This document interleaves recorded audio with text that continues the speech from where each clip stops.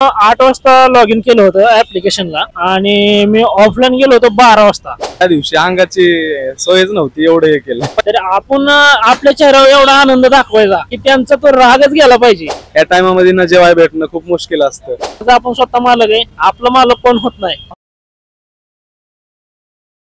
जेव्हा शब्द अपुरे असतात तेव्हा अन्न हे प्रेमाचं प्रतीक असते. तर मित्रांनो, आजच्या व्हिडिओमध्ये आपण जाणून घेणार आहोत जे लोक स्विगी, झोमॅटो यांच्या थ्रू फूड डिलिव्हरी करतात तर त्यांचे आयुष्य कसे असते आणि त्यांना डेली काय चॅलेंजेस असतात, तर या व्हिडिओमध्ये आपण जाणून घेणार आहोत. तर तुमचं नाव काय आहे आणि तुम्ही किती दिवसापासून डिलिव्हरीचा जॉब करतात? माझं नाव शुभम. मी आता 4-5 महिने होत आलं झोमॅटो जॉईन केलेलं आणि तरी आता एक आठवडा बंद केलं होतं पण परत चालू केलं. अजून माझं नाव गणेश पांचाळ आहे. मी कमी भरती 2-2.5 वर्ष डिलिव्हरी जॉब असते जे जॉईन करण्याची प्रोसेस काय होती?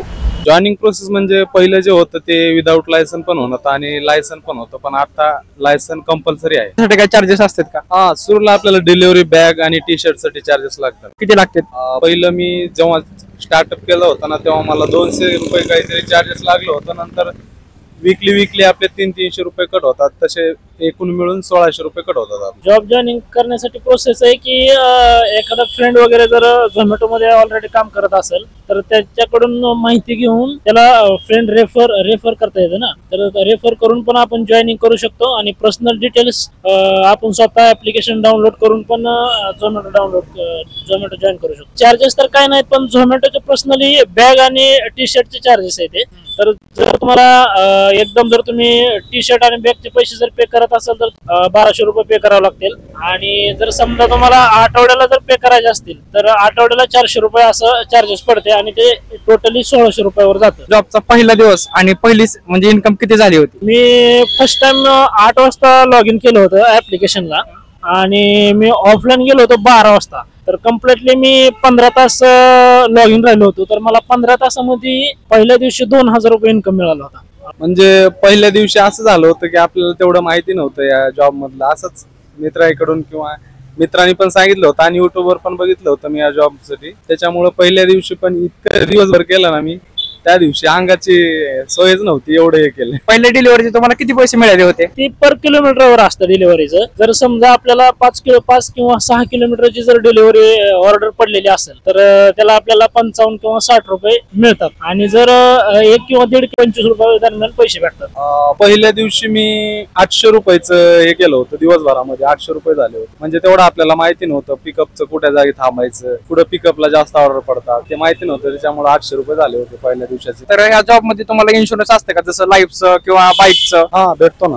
लाईफ इन्शुरन्स भेटतो किंवा आम्ही जर समजा अपघात झाला तर हॉस्पिटलचा जो खर्च असतो तो पण कंपनी करते. इन्शुरन्स भेटतं 1 ते 1.5 लाखापर्यंत इन्शुरन्स झोमॅटो आणि स्विगी देते. जेणेकरून जर आपला रोड मध्ये बाईक चालवत असताना ऍक्सिडेंट वगैरे जर झाला तर स्विगी आणि झोमॅटो आपल्याला सपोर्ट करतात आणि इन्शुरन्स देतात. अपघात झाला तर हॉस्पिटलचा जो खर्च असतो तो पण कंपनी करते. तुमचं खाण्याचं मिळ, आता समजा तुम्ही सगळ्यांना जेवण पुरवताय तर तुमचं जेवणाचं मेंटेन कसं करतात तुम्ही टाइम? आता बघा कसं असतं, ज्या टाइमला एखाद्या वेळेस क्रिकेट वगैरे चालू असताना IPL या टायमामध्ये न जेवाय भेटणं खूप मुश्किल असतं आणि सरासरी आम्ही सकाळी येतो ना, जेवणाची वेळच नसते आमची. कधी पण जेवतो, चहा वगैरे पिला तरी आमचा दिवस निघून जातो. तसं असतं. आता एवढ्या सकाळी 8 वाजता घरातून निघायचं आणि जर एखाद्या कस्टमरला जर समजा उशिरा ऑर्डर पोचली तर उशिरा ऑर्डर पोचली तर कस्टमर ओरडतात ना, त्यामुळं आपल्याला तो टायमिंग मॅनेज करावा लागतो. जर समजा ऑर्डरला आता 5 मिनिटं मी हॉटेलवर थांबलोय ऑर्डर घेण्यासाठी,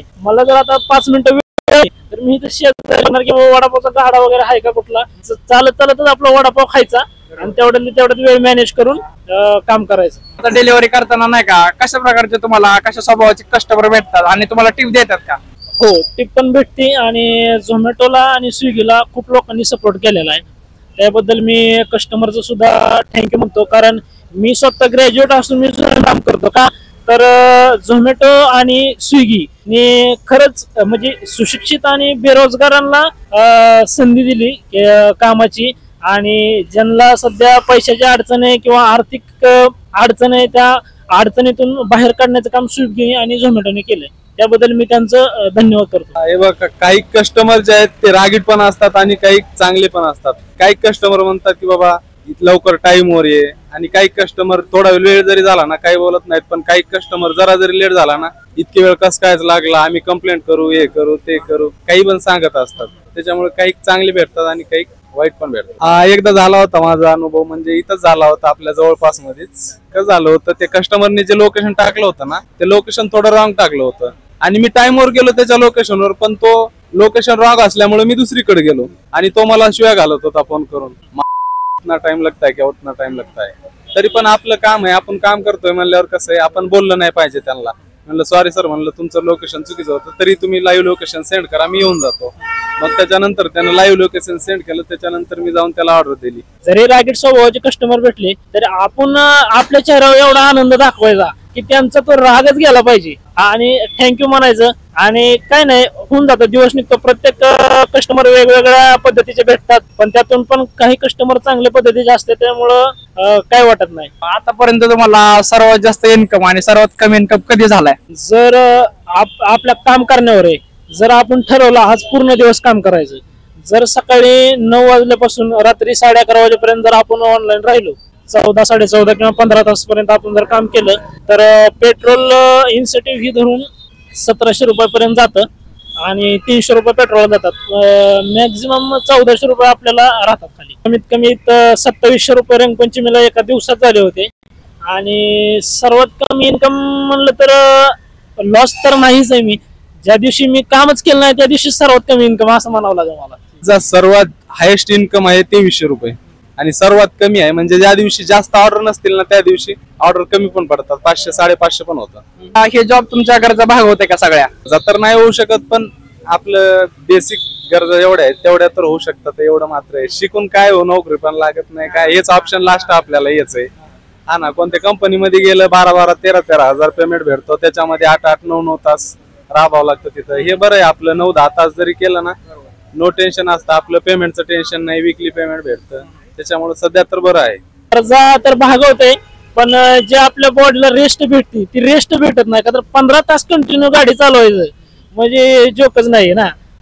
भागवते म्हणजे परिस्थितीतून तर बाहेर, म्हणजे दुसरीकडे काम करण्यापेक्षा किंवा 500-600 रुपये हजेरीत काम करण्यापेक्षा ही तर मला हे परवडतं. का तर ह्याचा आपण स्वतः मालक आहे, आपलं मालक कोण होत नाही. हो, गरजा पूर्ण भागतात, फक्त एवढंच की बॉडीला रेस्ट भेटत नाही, काम करावं लागतं तेवढं टाइम. तर मंडळी, तुम्हाला हा व्हिडिओ कसा वाटला मला कमेंट मध्ये नक्की सांगा. व्हिडिओ आवडल्यास लाईक करा, शेअर करा आणि चॅनलला सबस्क्राईब करायला विसरू नका. आणि हा व्हिडिओ जास्तीत जास्त लोकांना शेअर करा. भेटूया असाच एका नवीन व्हिडिओ मध्ये. धन्यवाद.